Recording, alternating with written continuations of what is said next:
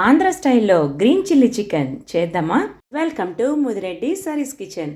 ఈ కర్రీ కావాల్సినవి 6 పచ్చిమిర్చి, వెల్లుల్లిపాయలు ఒక 5-6, ఒక ఆనియన్ని ముక్కలుగా కట్ చేసి అవి వేసి, కొత్తిమీరని పుదీనా ఒలుచుకొని శుభ్రంగా కడుక్కొని వాటిని వేయండి. చివరగా కొంచెం అల్లం ముక్కల్ని వేసి మిక్సీలో గ్రైండ్ చేసి పక్కన పెట్టుకోండి.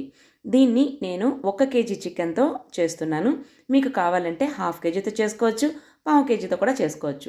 ఈ శుభ్రంగా కడుక్కున్న చికెన్లో ఉప్పు, పసుపు, కారం వేసుకుని ఈ గ్రైండ్ చేసి పెట్టుకున్న గ్రీన్ మిశ్రమం కూడా వేసేసి బాగా కలుపుకోండి.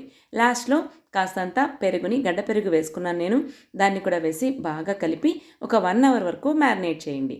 ఇప్పుడు కుక్కర్లో ఆయిల్ వేసి అందులో చెక్క, లవంగం, సోంపుని వేసి చిటపట అనిన తర్వాత జీడిపప్పులని ఒక 15 వరకు తీసుకొని ముక్కలుగా కట్ చేసి వేసుకున్నాను.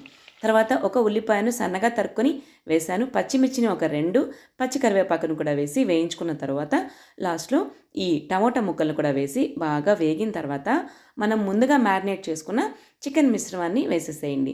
ఇప్పుడు 1 స్పూన్ ధనియాల పొడి, 1 స్పూన్ జీలకర్ర పొడి, కొంచెం గరం మసాలా వేయండి.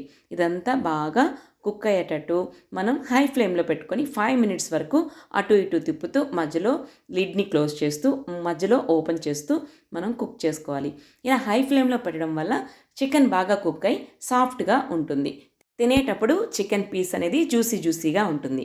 ఇప్పుడు కొంచెం వాటర్ని యాడ్ చేయండి.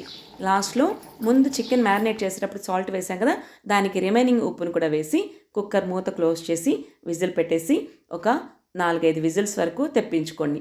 నేను 4 సరిపోతాయి, మీడియం ఫ్లేమ్లో పెట్టాను. 4 విజిల్స్కి ముక్క అనేది బాగా మెత్తగా వచ్చేసింది. బిఫోర్ కూడా ముక్కని మెత్తగా చేసుకున్నాం కాబట్టి హై ఫ్లేమ్లో పెట్టి కుక్ చేశాం కదా, సో సరిపోతుందనమాట. ఇప్పుడు లిడ్ తీస్తే మనకు వేడివేడిగా గ్రీన్ చికెన్ అనేది ఆంధ్ర స్టైల్లో రెడీ అయిపోతుంది.